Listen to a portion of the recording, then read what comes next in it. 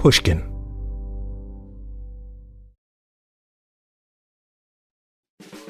One of the most interesting people in the crypto world right now is Sam Bankman-Fried. He's 30 years old, founded the crypto exchange FTX a few years back, and today he is worth around $20 billion, according to Forbes. And yet he still lives with roommates and drives a Toyota Corolla. And maybe the most interesting thing about Sam? It's actually not that into crypto. He didn't get into it because he thinks Bitcoin is going to replace the dollar or that we're on the brink of some revolution in the very meaning of money. He got into crypto so that he could make as much money as possible and then give almost all of it away. So when Sam thinks about really big problems, he doesn't necessarily think about how much the price of Bitcoin is falling or that a big stable coin fell apart a few weeks ago. He thinks about things like how to save humanity from extinction. How many people will live if we play our cards right as a world? Like in the 90th percentile outcome, how many people will live in the future? The answer is trillions, probably. Maybe hundreds of trillions? Hundreds of trillions. I'm Jacob Goldstein, and this is What's Your Problem? The show where entrepreneurs and engineers talk about how they're going to change the world once they solve a few problems. My guest today is Sam Bankman-Fried. And his problem is this: how do you save the world? Before we get to the interview, I just want to take a minute here and set up this one big idea, this really useful intellectual framework that drives almost everything Sam does. It's called expected value. I try to use it a lot because I think it sort of is the default correct way in some senses to calculate something. It's like if you're just trying to do a generic calculation, I think it's usually the right thing to use. You can understand expected value by understanding how Sam decided to start his company, the crypto exchange FTX. He was working as a trader, making millions of dollars, and when he thought about starting FTX, he knew there was a really good chance it might fail. It might ultimately be worth zero. But on the other hand, if it succeeded, it could be worth tens of billions of dollars. So here is a slightly oversimplified version of how you would use expected value in this case. Say Sam thought there was only a 1% chance that his exchange would be really successful, but that if it were really successful, it would make him $20 billion. The expected value of starting the exchange is the probability of it being successful, 1%, times the value if that success happens, $20 billion. Which comes out to $200 million. A lot. So in 2019, Sam started FTX. And Sam told me there is a really important lesson here about expected value. One of the sort of takeaways that often ends up coming from really thinking hard and critically about expected values is that you should go for it way more than is generally understood. Go big. You should really go really big, even if you probably will fail and wind up with zero. That's absolutely right. And I think one of the intuitions for why that's the case, for why I think going big is often the right thing to do. Well, if you think about it, like, you've got obviously a number of options available to you. Somewhere on the far right-hand side of distributions is like the best possible thing. Meaning the really good outcomes. That's right. Right. Yeah, the best possible thing you could imagine happening. And the best possible thing is probably really good. It's probably orders of magnitude bigger than whatever you're sort of expecting to do. Yeah, right. It's not a little better. It's wildly better. It's almost unimaginably better. That's right. And if you're thinking about, well, if I found a company, how is it going to go? You're probably thinking this might be $1 million company, right? But the right-hand distribution, the right-hand tail of that is going to be $1 billion company. And that's 1,000 times bigger. And so in order for it to be justified to choose that decision, if you really do care linearly about money, if you really do think that getting that marginal, dollar is worth a lot, even once you already have a lot of money, then it should lead you to think that the best outcomes might be outcomes that have a 99% chance of failure, right? Because a 99% chance of failure and a 1% chance of that billion is still, that's 10 million, and that's a lot. And so anytime that there is some non-zero and non-negligible chance of a really, really good outcome are times when you're going to be incentivized more than seems natural, probably, to choose extreme outcomes. I feel like that maps in different ways both to your work you do for money and your altruism, which obviously are tied up, right? They both seem like very much rooted in those extreme outcomes. In the case of your work, it's an extremely large amount of money in a short amount of time. And in the case of the altruism, it's profoundly bad outcomes, like everybody dying, right? Like both of those are sort of the same in the kind of expected value universe. They're things we should probably think more about than seems intuitive if we're not using expected value. That's exactly right. And, when you think, as you said, in the altruism perspective, right, how many people will live if we play our cards right as a world? Like in the 90th percentile outcome, how many people will live in the future? The answer is trillions, probably, maybe hundreds of trillions, right? It's thousands of times more than the number of people who have ever lived. And so that's a huge factor, right? Anything that we do that actually has impact on the whole future of the world is massively important. It's kind of a ridiculous way to think at some level, right? Yeah. It just gets so big. Then like you're just some guy with a lot of money at some level, right? Talking about like trillions of people and the whole future of humanity. Like it gets weird, right? It does get really weird. You should really stress test these and think like, okay, do I really believe this? Like, do I really actually think that there's compelling evidence that like, these numbers that I'm looking at are as big as I'm claiming they are? Or am I kind of bullshitting myself on this? Like, you should absolutely have some humility around that, but it's not totally implausible. And there are examples of people who we've heard of who are very famous and people who no one has ever heard of, who have had massive, massive impact on the world, who have had that massive multiplier. And so it's not totally implausible. Yeah. And so, I think that like, while we should absolutely have, a healthy dose of humility towards extreme outcomes, we should also acknowledge that they can be real and that often the highest expected value things are, in fact, pushing directly towards them. Well, and in fact, you did hit the extreme right tail of the distribution in work, right? You did just get implausibly rich in a ridiculously short period of time. So at least on that one, it worked. That's right. And I think that certainly has been a big update towards me in the direction of like, this stuff is plausible. Uh-huh. So the fact that you got so rich so fast in crypto, does it push your altruism toward like, well, shit, if I could make $20 billion in 3 years, everybody on Earth could in fact die from a pandemic or from some out of control AI. And I should spend some of the money to try and reduce the probabilities of that. I mean, is it like that? Yeah, it absolutely does. I think it absolutely does make me think, you know what, like these, really extreme outcomes are probably plausible, and they're probably plausible enough that I should be taking them really seriously, and that has pretty profound implications, I think, for what we should be doing. We'll get to those profound implications and to exactly where Sam is giving his money away in just a minute.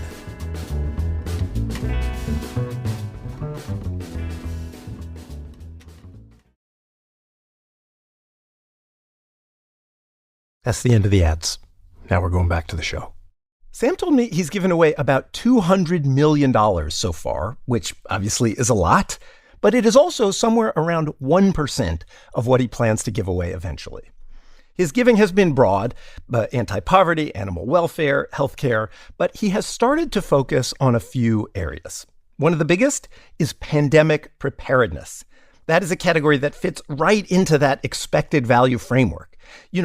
A low probability but super deadly pandemic is worth spending a lot to prevent. Another place where he's been giving is politics. Sam was one of the biggest donors to President Biden's 2020 campaign. More recently, he donated over $10 million to support a candidate in a Democratic primary for a congressional seat in Oregon, largely because that candidate wanted to focus on pandemic preparedness.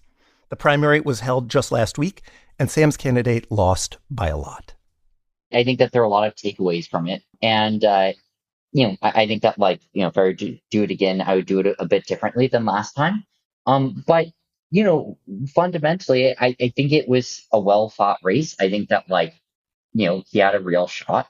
And, going back to the discussion of expected values, right? Like, if you're donating political races such that you think your candidates are 99% to win, you're almost certainly doing something wrong. Right, because that person doesn't need your money. Exactly. You Yeah. should be donating such that you think that you have a pretty substantial chance of losing. And, I sort of stand by that. Do you expect you'll give a lot of money in the 2024 election cycle? I would guess so. I don't know for sure. It's going to depend on who's running, but, I would guess so. Well, let's say Donald Trump runs for president. Would that cause you to probably give a lot of money to the person who is running against him? That's a pretty decent guess. I think that I'm going to be looking a lot less at like political party from that perspective, and a lot more about sane governance. Like that is at its core the thing that I think I care the most Sane. about. You said, just to be clear, Yeah, sane governance. sane governance. I think the United States has both a big opportunity and a big responsibility to the world to shepherd the West in a powerful but responsible manner, and that everything that we do there has massive, massive ripple effects on what the future looks like. You've talked before about being surprised at how little money is in politics. It is quite small, the amount of money that is donated relative to how much money the government spends, right? Does that lead you to want to donate a lot? I mean, does it follow from that like you'll probably donate a lot of money? It follows that I might. In the end, that's basically what I think. I think that like there are in some ways, so there's in some ways surprisingly little money in politics, and given sort of the scope of its impact. Now, that doesn't necessarily mean there are good things to do. Donating in politics, right? Like it might be that, sure, but like, how are you actually going to do anything useful? Maybe that's how it turns out, but maybe not. You mean it's not necessarily the case that more money can have a meaningful effect on the outcome? That's right. It's not necessarily the case, but it certainly gestures a little bit in that direction. I mean, I imagine you have some probability distribution in your mind of how much money you might give in the next election cycle. Like, give me some number. Uh, I would guess north of 100 million. And as for how much north of that, I don't know. It really does depend on what happens. Like it's really dependent on exactly who's running where for what. Like these are super contingent things. But yeah, I think that gives maybe some sense of what the sort of like scale might be here. More than 100 million sort of spread across many races, organizations, but toward the 2024 election. So if that's a floor, what's the ceiling? Like $1 billion? Might you give $1 billion?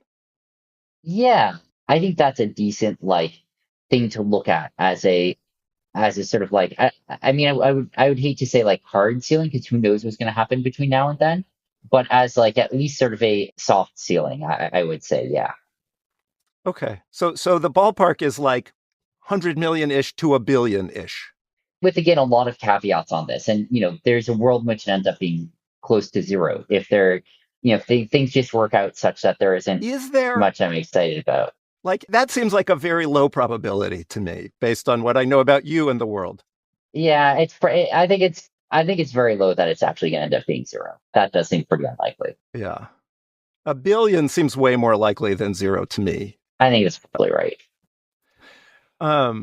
So I think the most anybody gave last time, if I have the right numbers, is 215 million. That's for the 2020 cycle, the last presidential cycle. It seems like you'll probably give more than that, based only on what you've told me. I think it is eminently possible that I think that would not surprise me. I've heard you say that, at some points over the next few years, you hope to find opportunities where you can give away like $1 billion really quickly. What are some of the places you think that might happen? I mean, the 2024 election is clearly one.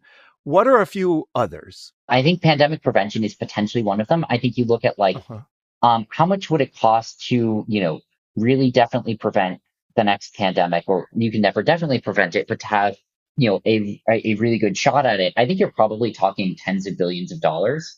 Which it's crazy that that governments aren't spending that money, right? That's right. That really should be government spending it. And part of this might be working with governments on it. Because it's not that much. Like, if they could reduce the risk of a pandemic by half, say, for $30 billion a year, like, do you actually think that? Is that true? Or 50 billion? I think something like that's probably true. I think something that's like not too far off from that order of magnitude. And that probably, by the time you're talking about, many tens of billions of dollars, that's something that you're probably gonna need to have government stepping in on. But, I would be happy to throw in a fair bit to help facilitate that. So I should have asked this earlier, but to what extent are your political donations a pandemic prevention strategy? So I think most of them have been so far. And going forward, like there may come other policy, things like AI policy that end up being really important.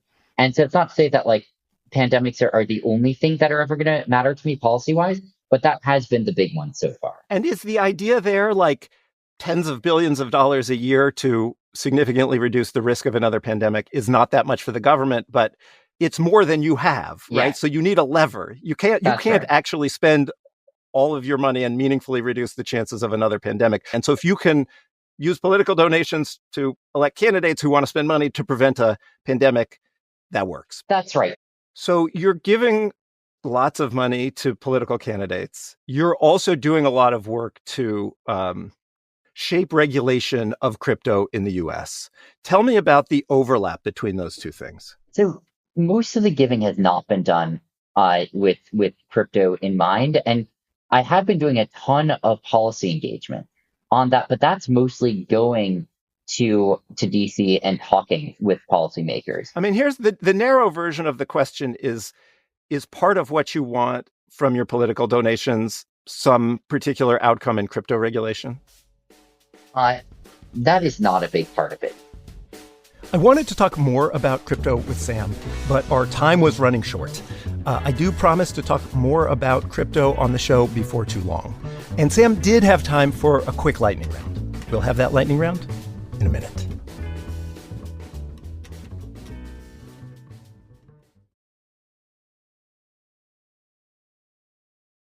Okay, let's get back to the show. We're going to close with the lightning round. Let's just do a lightning round. A few quick questions, and you can answer them fast. What's the least rational thing you do? Least rational thing. I spend way too much time like aimlessly browsing my Facebook feed. Is it true you still sleep on a beanbag chair, and if so, why? I did last night. I do many nights. It's I find it I don't know. It's what I'm used to. Is honestly just part of the answer there. It's like it's what feels natural for me. If everything goes well, what problem will you be trying to solve in 5 years? I would say the details of what to prioritize for pandemic prevention funding with institutes that have been set up and are unloading a ton of capital into it, and really great teams who are devoting themselves to building it out. So the dream is you'll be like deep in the weeds figuring out how to prevent a pandemic. I've seen in other interviews you doing lots of different things during the interview. I couldn't actually tell if you were doing other things during this interview, but were you? And if so, what were you doing? I was playing game of Storybook Brawl. Say the name of the game again? Storybook Brawl. How did you do? I took second place out of 8. Could have been worse. And I apologize. I do have to hop off.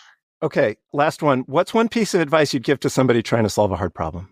One piece of advice I would say, I just keep going. Just keep going step by step, trying to solve it bit by bit. And, eventually, hopefully you'll get there.